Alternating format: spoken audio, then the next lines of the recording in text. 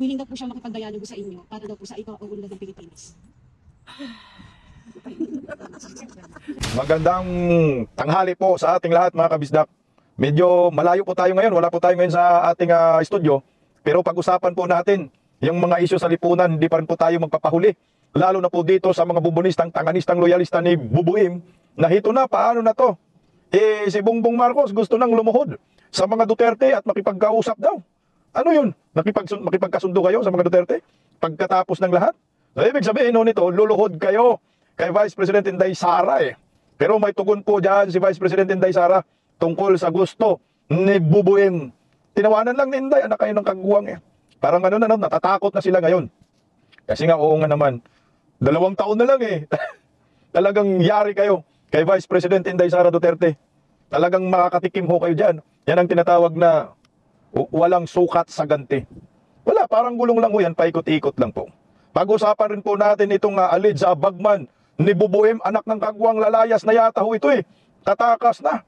Bigla ho nag-resign sa Department of Justice bilang isang undersecretary, anak ng kagwang eh. Wala na, ano na to, 2 taon na lang, takasan porsyon na lang ho ito. Ganun na talagang mangyayari dito. Kanya-kanya ng sibat, kanya-kanya ng layas. At ito, pag-usapan din po natin, breaking news din po ito eh. Senador Marcolita kinasuhan, anak ng kagwang, anong kaso ito? Mamaya pag-usapan natin.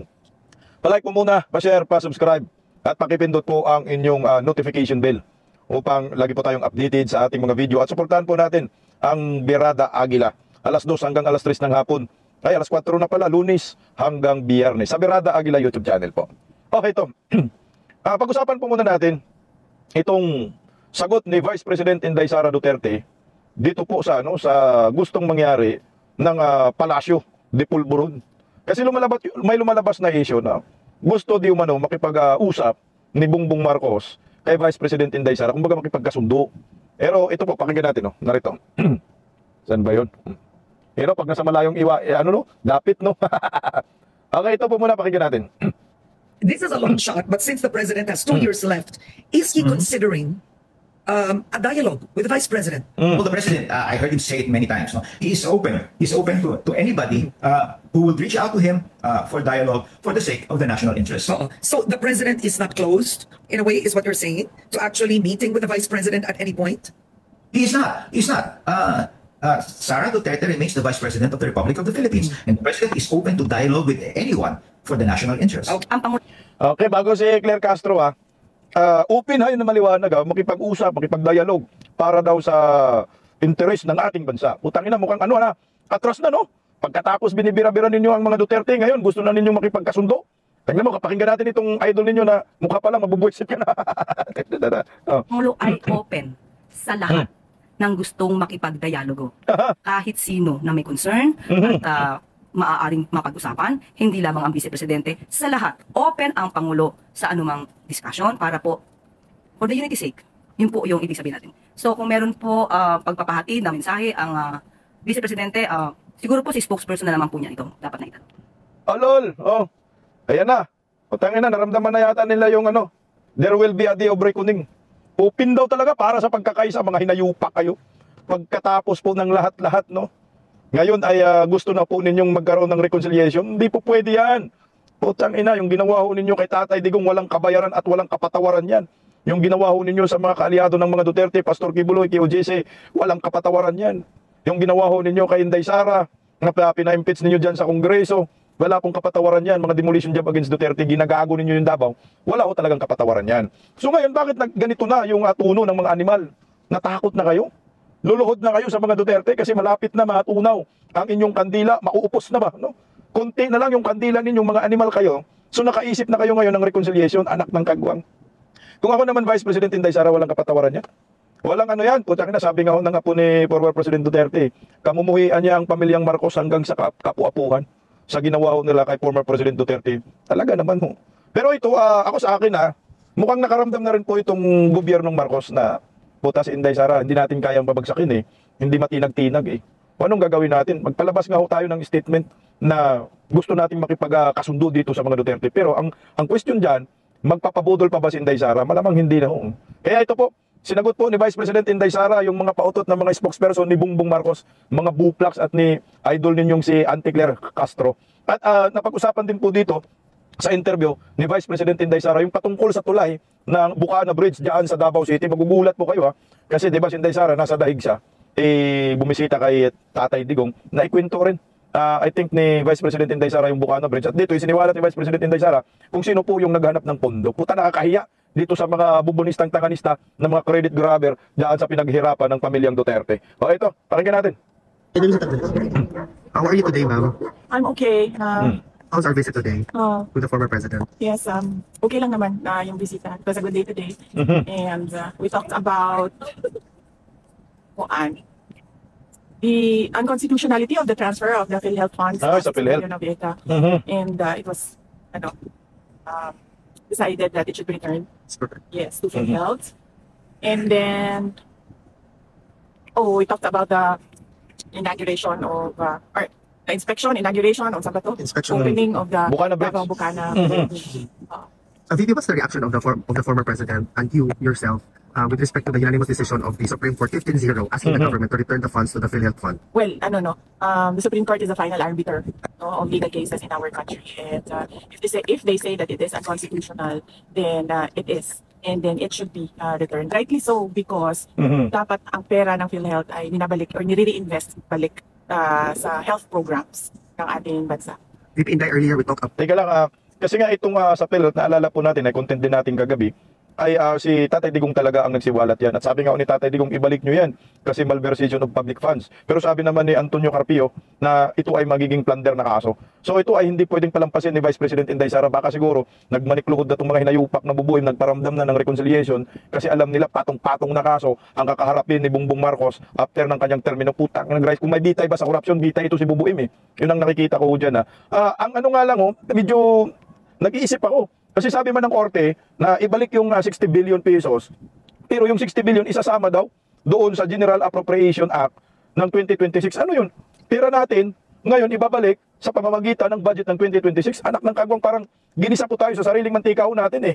Dapat ang gusto nating mangyari, yung pera na 60 billion, paliwanag nila saan nila ginamit kasi alam natin na saan program funds nilagay. So saan po nila ito ginamit at paano po ito pinapanikibangan. Ngayon, kung ibabalik nila saan po manggagaling yung pera, hindi po pwede sa 2026 national budget na naman. Putang ina, hanapin natin yun. Dapat ibalik nila cash yan, galing sa kanilang mga bulsa. Ibalik po ninyo yan 60 billion pesos para sa mga miyembro ng PhilHealth. Kasi kung ipapadaan sa budget pa rin, puta, para tayong ginisa sa sariling mantikaw natin, anak ng kagwang talaga. about the Bukana Bridge. Ito. And you made mention that you're going to refer the Yes. situation with the former president. Ano po yung decision ni Yes. former president? Nag-ano lang ako kanina kung pwede ko ba i-kwento yung backstory ng Bukana Bridge. And then he said na okay lang naman. So ang nangyari dyan ay ang Bukana Bridge is kaparte ng buong coastal road ng Davao City. So hindi siya yung coastal road hindi siya makakatawid ng Bangkerongan River kung wala yung Bukana Bridge. At that time na mayor ako, may budget ang coastal road pero unfunded ang bridge. And it was made known at the time to former President Duterte that the bridge is unfunded.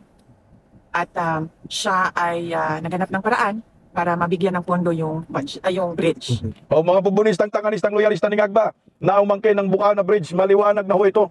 Ang mga ugag, si Tatay Digong ang naghahanap ng pondo para sa Bukana Bridge. Yung Bukana Bridge na yan ay plano na talaga ni Mayor Inday Sara, kaso nga walang pondo. So lumapit si Vice President Inday Sara kay Tatay Digong. So si Tatay Digong ang naghahanap ng magpondo. Yung Chinese government nga, anak ng kagwang.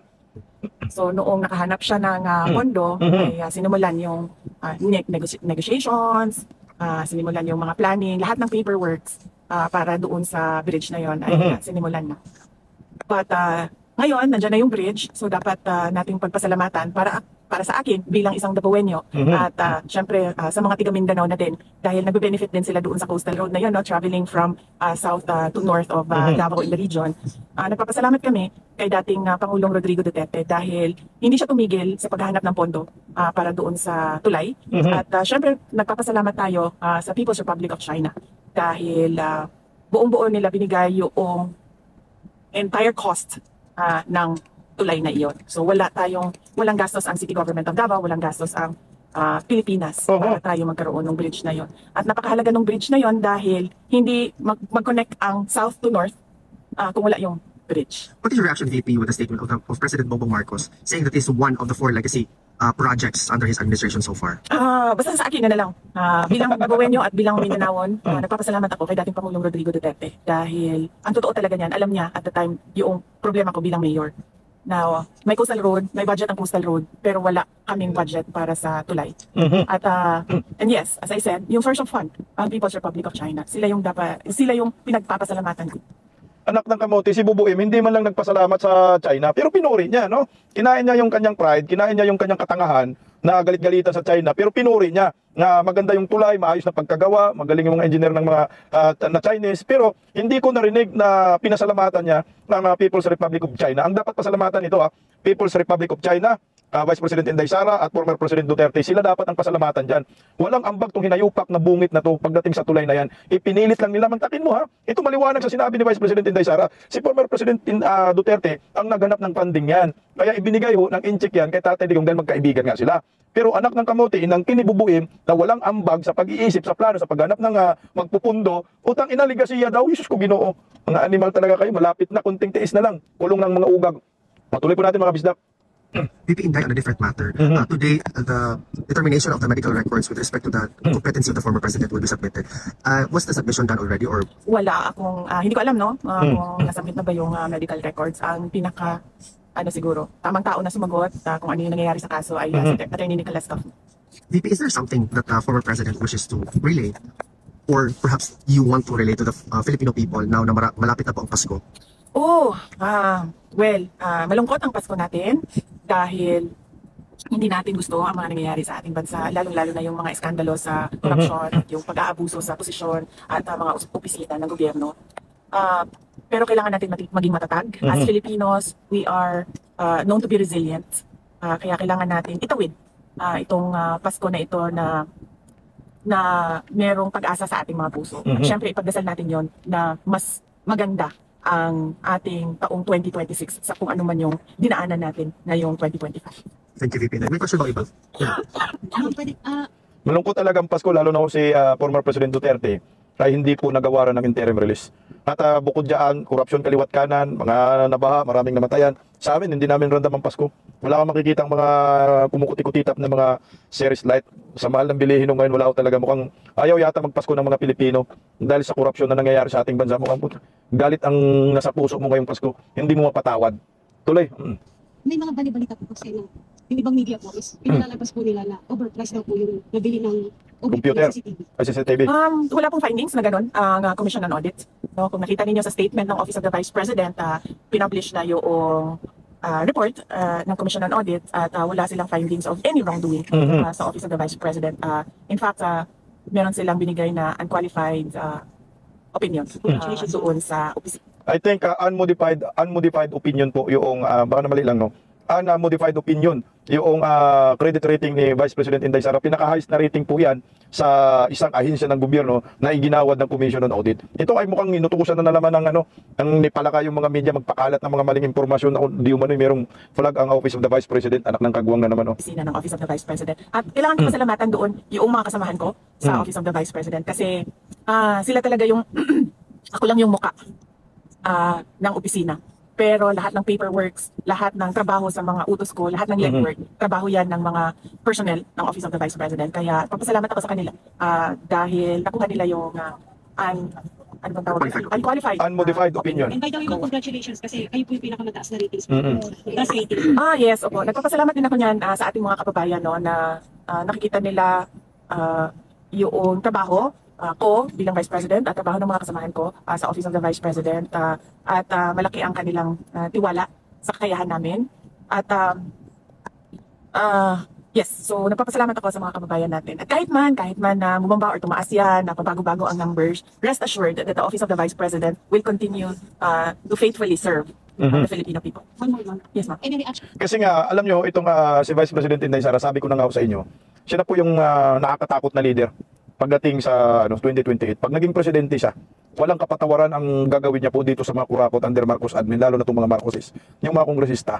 Kasi mananalo ho ito ng walang kaalyadong mga buhaya. Mananalo po ito sa pamamagitan ng maraming Pilipino na kahit anong dimuli sa kay Inday Sara, umangat. Tingnan mo, kakaibahan na. Sino po yung vice presidente na paglabas ng survey, unang survey, talagang ang taas. Nung malapit na eleksyon, binanatan eh. Si Binay. Ang daming issue binato kay Binay, puta bagsak si Binay eh. Pero ito kay Vice President Inday Sara, since D1 pagkaupo niya, binanatan na agad ng mga Marcoses, binanatan agad ni Tambaloslos, Martin Romualdez. Hanggang ngayon, binanatan pa rin eh. Pero, yung rating ni Vice President Inday Sara nanatiling number 1. Tuloy-tuloy, napaka-consistent. Trust and approval rating number 1. Hindi natitinag. Yung presidential survey number 1, hindi natitinag. Kaya sabi ko sa inyo, ito yung pinakamalakas na kandidato sa pagkapangulo sa kasaysayan ng ating bansa. Nakakuha na to ng 32 million yung vice-presidente siya, di ba? Ngayon, baka higit kumulang mga 40 million ang makukuha nito, 42 million eh. Mag-multiply talaga. Kasi makikita mo ng tao, puro na lang mga akusasyong ginagawa ninyo sa kay Inday Sara Duterte, pero kayo pala ang mga magnanakaw, kagaya ngayon. Sinong tinamaan ngayon? Nagbumirang sa Marcos admin. Sila pala ang tunay na mga buhaya. So ngayon, anong plano ng gobyerno ng Marcos ngayon? Mga galamay ni Marcos, puta, 2 years na lang tayo. Kailangan natin makipagkasundo sa kay Vice President Inday Sara. Subukan po natin. Kaya ito na ho ngayon, tinawanan lang po sila ni Vice President Inday Sara dyan. Sure, kasi sabi po ni BBM is willing na po siya makipagdialogo sa inyo para po sa ikaw ang unod ng Pilipinas.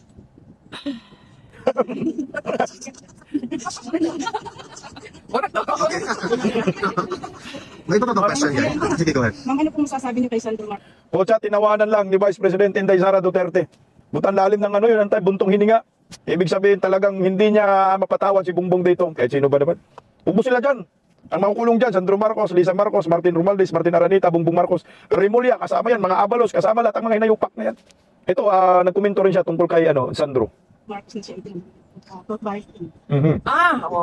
Well, wala akong wala pa sa akin yung mga dokumento, ma'am, no? At hindi ko pa na-review yung mga dokumento. So, hindi mo na ako mag-comment sa ganyan. Pero ang pwede ko pong i-comment ay madami talagang mga insertions. Ang iba't ibang mga congressman. Kasama na si Congressman Sandro Marcos. At nakikita natin sa papel yun. Hindi siya chismis, hindi siya yung gawa-gawa lamang. Kasi nakikita talaga siya sa mga documents, yung mga insertions. Thank you. VP, just final one last question. So, punta tayo dito sa mga insertion, no? Mga pork barrel, tinagurang pork barrel king. Talagang may tulong to si Sandro Marcos. Pero bago natin dugtungan yan, palabas muna natin yung gusto nilang kasuhan, ay kinasuhan na nga si Senador Marcolita. At alam ko part pa rin po ito sa demolition job laban sa mga Duterte, napapahinain po yung mga nasa baba, mga supporters ng mga Duterte. Kasi nga, next year, di ba, plano po nilang sampahan ng impeachment si Vice President Inday Sara Duterte. Pero sabi naman ng kampo ni Inday, handa ho sila patungkol dyan sa impeachment. So ngayon, pag impeachment kasi, Kongreso, posible talaga na-impeach Inday Sara kasi may pundo pa rin ho yan, Kaban ng Bayan, mga 7 trillion yung pundo next year Kung kahit wala na si Martin Romualdez, ang tatayo dyan na isa yung pork barrel king na si Sandro, siya yung magtitimon para makakalap ng pundo para ma-impeach si Vice President Inday Sara. Ngayon, mahihirapan sila sa Senado. Sa Senado kasi maraming kalyadong mga Duterte. So, tinitira na nila ngayon dahan-dahan si Senator Bato. Ito naman si Senador Marcolita, kinaskasuhan At saka si Kuya Bungo yan. May kaso rin si Kuya Bungo, di ba, sa ombudsman. Tatanggalin lahat ng kalyado para pagdating ng impeachment sa Senado, mangyayari yung gusto nilang mangyari na i-convict si Vice President Inday Sara. Kinasuhan po si Senador Marcolita, perjury complaint filed against Marcolita over 2025 election contributions. Yung mga donasyon daw, meron daw manong milyon na hindi nagdeklara si Senador Marcolita, pero ako na alam ko to, demolition job. Part po ito ng black propaganda laban kay Senador Marcolita, lalo na si Senador Marcolita po yung pinakamatibay ngayon, na nagtutuligsa sa mga kurakot, nagtutuligsa sa mga kongresista. Yan ang naalala po ninyo sa Senate Blue Ribbon Committee. Tinutumbok na po dapat ni Senador Marcolita, yung mastermind Martin Romualdez Saldico. Ngayon ay pinalit si Panfilo Lacson na taga-cover up. At ako sa akin itong gobyernong Marcos, ginamit ho nila ngayon si George Garcia. Ang purpose nila dyan, si Senador Marcolita ay ma-disqualified, matanggal sa pagka-senador. Kasi mainit man ngayon ang Senador Marcolita. Ang impluwensya ni Senador Marcolita matindi, malawak. Alam na po natin yung Iglesia ni Cristo. Nung nakaraang rally, lumalabas na minman sa rally ng Iglesia ni Cristo ay si Senador Marcolita. Siyempre, mainit yung rally na yun Akala mo masipa ng mga hinayupak kasi sobrang daming nag-attend. Siguro mag-attempt sila ngayon na patahimikin si Senador Marcolita. Pag ayaw mo tumahimik, tatanggalin ka namin sa pagka-senador. Ito ang problema nila.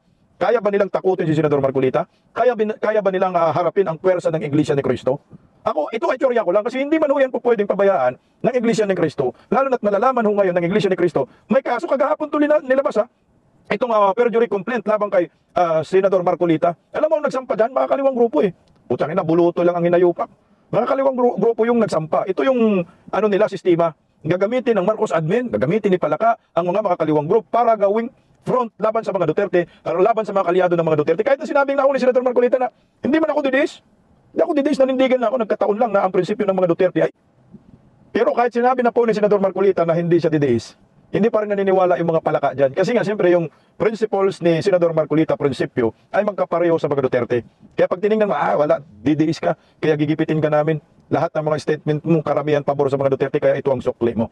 Anyway, perjury lang naman yung kaso na yan, pero balita ko nga, kakanain ng Kumilik Garcia, budlat ang mata itong si Senador Marcolita. Tingnan mo kung sino po yung mga galit sa mga kurakot at nagsisiwalat sa korupsyon ng gobyernong Bangag, sila ngayon yung kinakasuhan. Si Orligo Tisa, di ba? Na sinabi na ni Saldico, totoo yung mga sinasabi ni Orligo Tisa.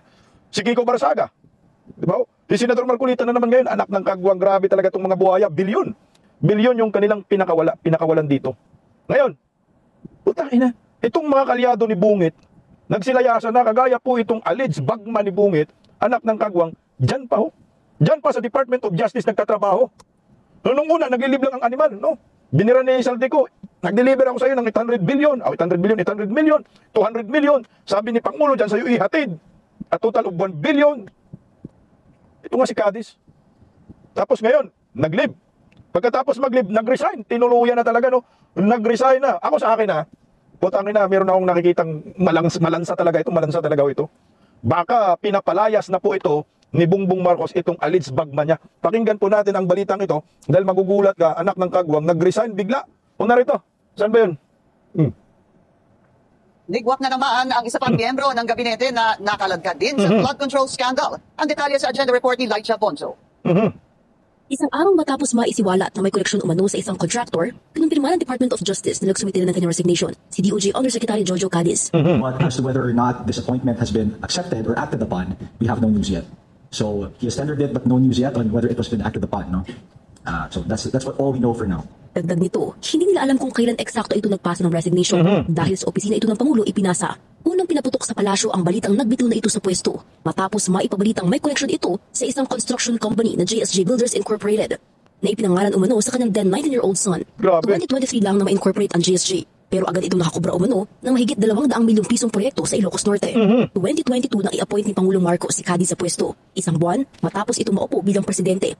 Kapwa sila tubong Ilocos Norte. Matatanda ang naging parte rin ito ng President's Legislative Team noong nagtatrabaho pa ito sa Senado at tinap noon ni Senator Amy Marcos para hawakan ang legal affairs ng Ilocos Norte noong gobernador pa si Amy. We do not know what basis, if any, the Ombudsman would have to conduct its investigation.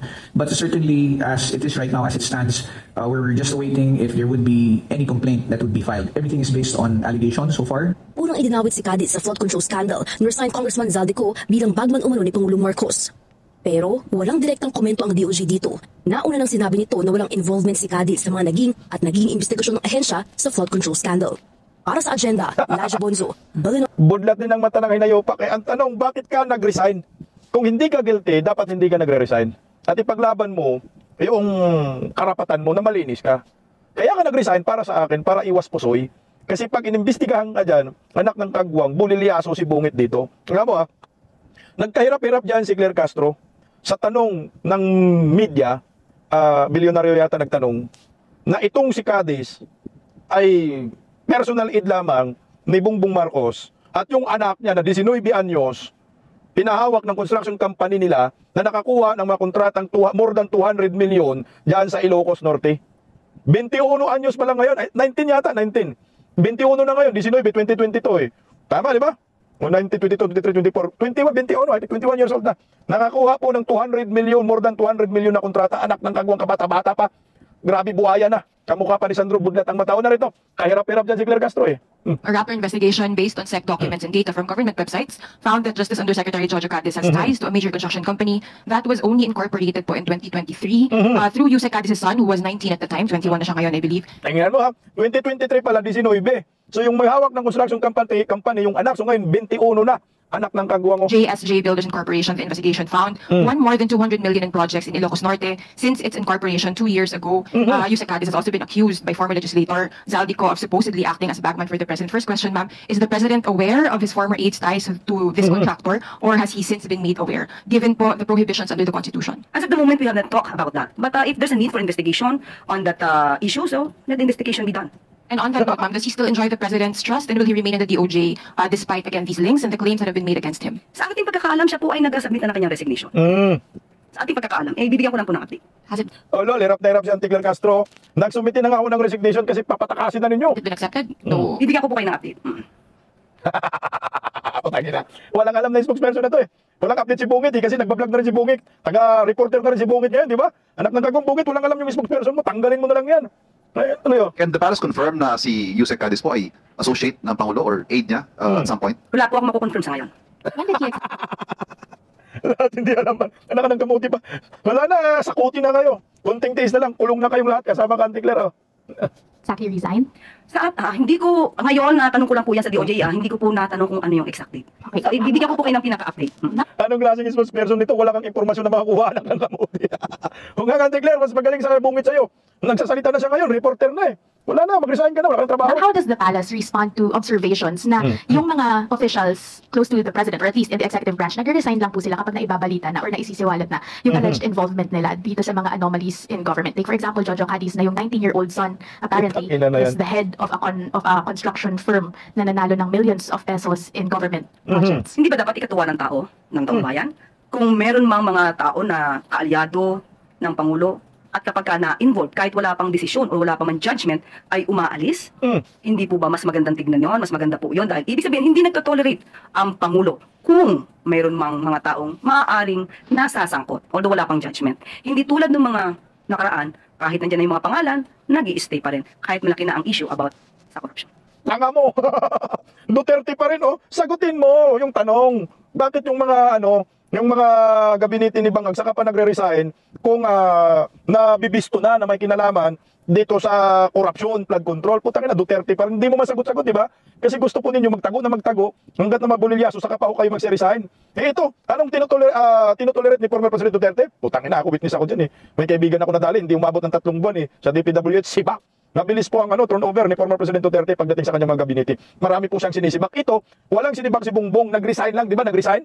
O pinirmahan na bang resignation? Anak ng kamote, hindi mo alam. Ma'am, but does the palace see a need to sift through its officials once more, considering that Jojo Cadiz has been there, the corporation of Jojo Cadiz's 19-year-old son has been there since 2023. Is there a need to, sift through, review again yung mga dealings and other ties of officials sitting in high-ranking positions in government? Pagkat po niyan, kung sila ay nai-involve at alam nila na maaari sila masangkot kahit wala silang kasalanan. Paggalang ito sa Pangulo mismo nila, para sila muna ay umalis. Paggalang daw. Paggalang ito sa taong bayan, paggalang ito sa Pangulo. So, alam nila ang gusto ng Pangulo. Dapat masawata ang korupsyon. Putang ina, kahirap-hirap na si Antiglar dyan. Hindi na alam ang pinagsasabi. Paggalang daw sa Pangulo. Anong paggalang sa Pangulo? Anak ng kagwang, ang Pangulo nga ho yung kawatan eh. Tingnan mo ha, ako hindi ako naniniwala dyan sinasabi ni Claire Castro na paggalang sa Pangulo. Yung kaya nag-resign. Ang purpose yan, papatakasin ho ninyo. Bakit ito? Bibigyan ko ng isang halimbawa. Ito ginawa na ho nila. Si Bunuan. Tingnan mo ha. Nasaan si Bunuan? Pinapalayas nila. Nasa Europa na. Oh, sa tingin nyo ba mahuhuli yan ng taong bayan? Pinapatakas ho ninyo. So ngayon itong si Cadiz, pinapatakas nyo rin ho yan. Tingnan mo, wala pang kaso. Pag wala ka pang kaso, nag-resign siya ngayon. Tanggapin ni Bongbong Marcos resignation. After resignation, sibat na siya. Saan siya pupunta? Sama-sama sila sa Europa ni Bunuan.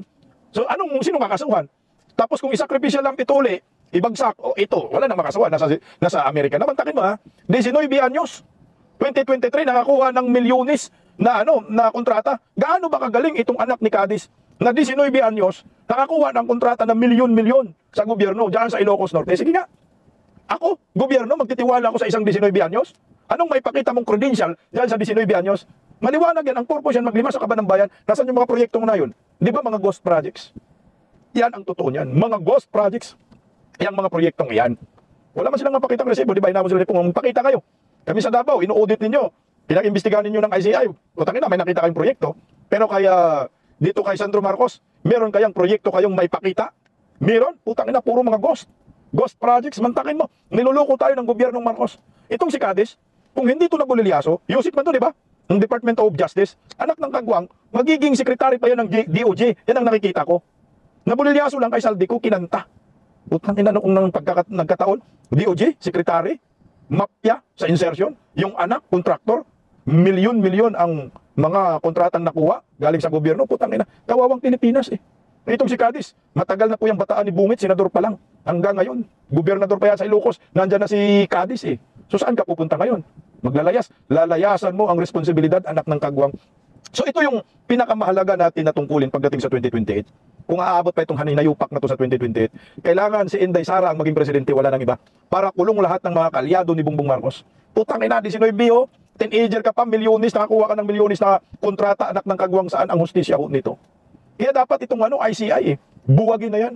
Ito merong umuugong na balita ha, na plano di umano ni Bongbong Marcos na yung ICI ay buwagin. So buwagin na ho ninyo kasi nga, putang ina, napunta na po sa First Family ang investigasyon ng ICI ngayon. Palabas-labas si Sandro, di ba? Nagdrama-drama, kunyari pumunta sa ICI. O, anong gagawin mo sa ICI? Nagdadrama-drama. Sabi matapang, putang ina, pero ito ngayon, bago, i-demolish na daw itong ICI. Putang ina, agree ako dyan, i-demolish na lang ICI na yan. Itigil nyo na lang investigasyon dahil panluloko lang yan sa mga Pilipino sa bayan. So ito, pakinggan po natin, balitang ito.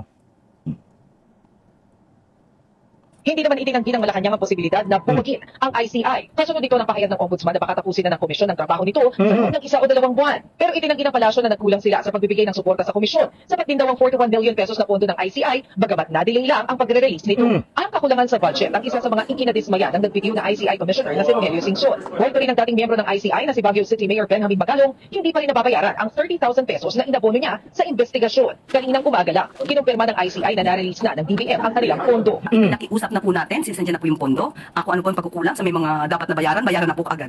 At hindi po naman nagkulang ang Pangulo dahil lahat po ng kailangan ng ICI. Para sa ICI, tuloy lang ang kanilang trabaho hanggang sa maisipan ng opisina ng Pangulo na buwagin na sila. Sa programang One Balita Pilipinas, pinasinungalingan din ni ICI Special Advisor Rodolfo Azurin Jr. ang issue na siya ang susunod na magre-resign. General, sa panayan po ng sa totoo lang sa 1PH kaya former ICI Special Advisor at Baguio City Mayor Benjamin Magalong ay may narinig siyang susunod daw po na magre-resign. May mga sources din po kami, General Azurin, na nagsasabing kayo mismo ay maaaring susunod ng magre-resign. Wala akong katotohanan po yun, specifically po doon sa mga ina-allege po nung nag-report na hindi po magandang relasyon namin ng aming chairman, na si Chairman Andy Reyes. Sa punto po na pagre-resign ay wala pa po sa aking kaisipan. Sa ngayon, ipinagpaubaya na ng Malacanang sa Kongreso ang pagbibigay ng ngipin sa ICI. Nagbabalita mula sa Maricel Halili. Wala na, buwag na yung ICI, buwagin nyo na yan.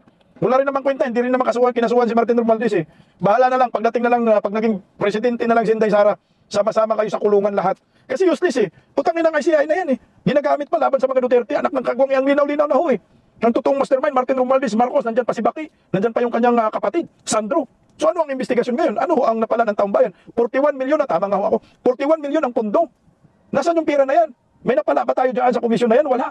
Puro pagtatakip sa katotohanan, putang na tama lang, buwagin na ho yan. Dahil pabigat lang yan sa bayan. Ang dapat yan, Senate Blue Ribbon Committee, buhayin nyo muli kayo dyan, Lacson. Mag-imbestiga kayo, ako mas mabura ako, tanggalin nyo na, buwagin nyo ng ginayupak na yan.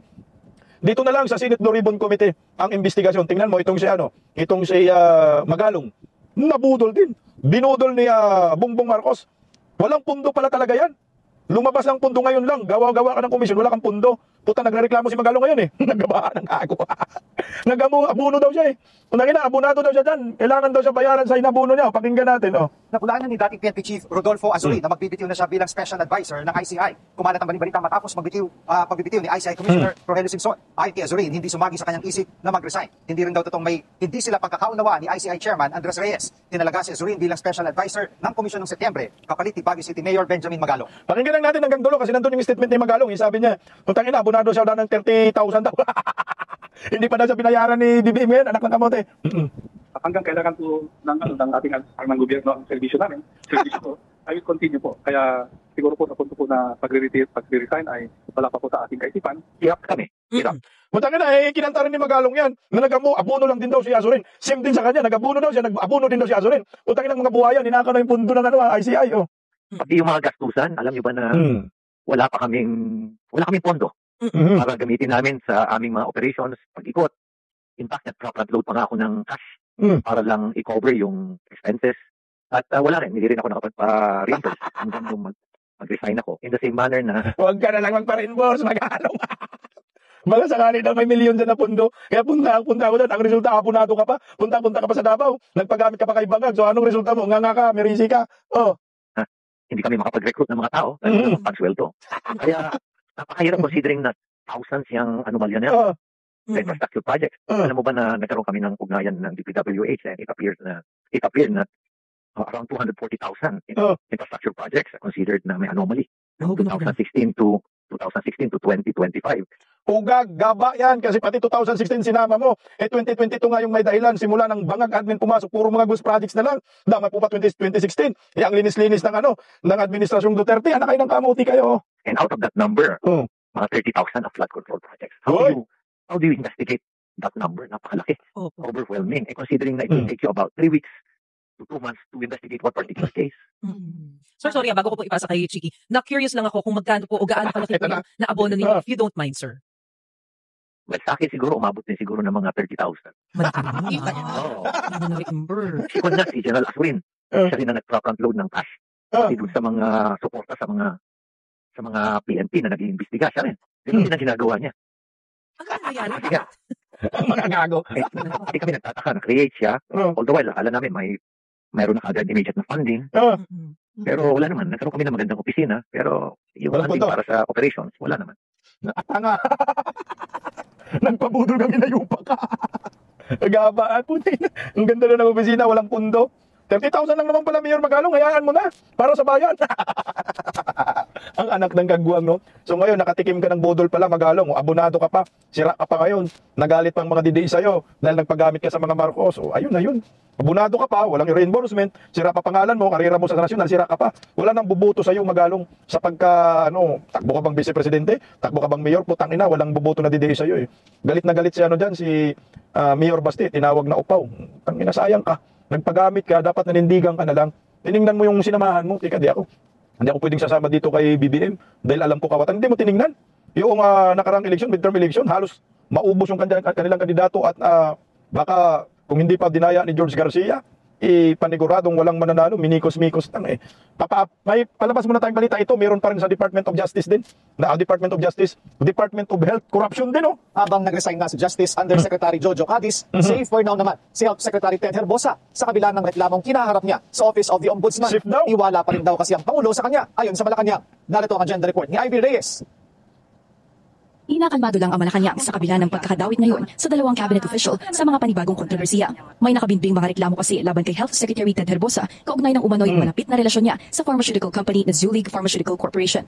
Ayon sa concerned employees ng DOH, madalas na makita si Herbosa sa out-of-town trips, social events at informal gatherings ng Zulig Group na maaaring maging compromise sa bidding processes ng ahensya dahil iisang contractor lang ang mayroon umanong privileged access sa pinuno ng DOH. Nang matanong kung hawak pa rin ni Herbosa ang kumpiyansa ng Pangulo, ngayon po, maiassume natin na he still enjoys the trust of the President. Tingnan po natin kung ito pa na-receive na po ng Ombudsman at hayaan po natin ang Ombudsman na mag-imbestiga po dito. Tinanong din natin ang Malacanang. May tiwala pa kasi nagbibigay pa ng kickbacks. Pag wala ng kickbacks, yari. Magiging sakripisya lang ka na naman, Herbosa. Tungkol sa oposisyon ni former Supreme Court Senior Associate Justice Antonio Carpio sa pag-authorize ni dating Finance Chief at ngayon Executive Secretary Bel Frederick na ilipat ang 167 billion pesos mula sa PhilHealth at PDIC o Philippine Deposit Insurance Corporation patungong National Treasury. Ayon kay Carpio, unconstitutional ang ipinatupad ni Recto na DOF Circular 003-2024. Ito raw ang unang pagkakataon na ang General Appropriations Act o GAA na pinagmumula ng national budget ay pwede maglipat ng fund balance ng mga GOCC kahit ang nakasaad sa konstitusyon ay ang kabaliktaran nito. Ayon Carpio, nakasaad sa 1987 Constitution na dapat magamit ang mga pondong ito para sa specific purpose nila. Ibig sabihin, ang pondo ng PhilHealth dapat manatili sa PhilHealth. Nabanggit naman din po ni Justice Carpio ang patungkol sa provision na ito mula sa GAA 2024. At yun naman po ay sinunod ng DOF at to sweep the idle funds from the GOCCs. Ito naman po ay bago po ito naganap. Inaprubahan po ito ng OSG, Office of the Government Corporate Council, Governance Commission for GOCCs, COA, pati po ang PhilHealth Board. So, sumunod lamang po ang DOF sa pinag-uutos na naaayon po in line with the GAA 2024. Bukod dito, tanging presidente lang daw ang may otoridad na maglipat ng savings sa national budget at hindi ang finance secretary. Sa ngayon, wala pang panibagong galaw sa gabinete ng Pangulo at bunsod ng sunod-sunod na pagbibitiw sa pwesto at sibakan sa Marcos Jr. Administration, itinuturing ito ng Malacanang bilang pagrespeto ng mga kalihim sa taong bayan at sa Pangulo. Pagrespeto sa paglilima sa kaban ng bayan, ano na yan, kanya-kanyang takas na yan. Ang panahon ito takasan na, kasi 2 taon na lang eh. Takasan na ang moment na ito para sa akin. Plunder po yan, putsang ina. Huwag palampasin natin ito. Kung itigil man ninyo yung ICI commission na yan dahil walang kwenta, okay lang. Dito kami sa Senate Blue Ribbon Committee at maghihintay kami sa pagdating ni Vice President Inday Sara na maging presidente. May pag-asa pa rin po kami. Magsilayasan man kayo ngayon sa panahon ni Bang, magpapatakasin kayo, pero wala po kayong takas pagdating sa kay Inday Sara. Sabi pa naman ni Inday Sara, wala po tayong ariglo dito, putang ina, makulong kayo ng makulong. Ganun ang mangyayari po dyan. Itong ginawa nila kay Senator Marcolita, demolition job ho ito. Ito ang nakikita natin. Makipagkasundo ang mga Duterte sa mga Marcos, malabo pa ho yan sa sabaw ng pusit. Pagkatapos po ng ginawa ho nila sa Tatay Digong, pamilyang Duterte, sa bayan, putang ina, pinahirapan ninyong Pilipino, walang kabayaran yan. Makulong kayong lahat, kasama ka Claire Castro, anak ka ng kagwang, sa kulungan kayo damputin lahat.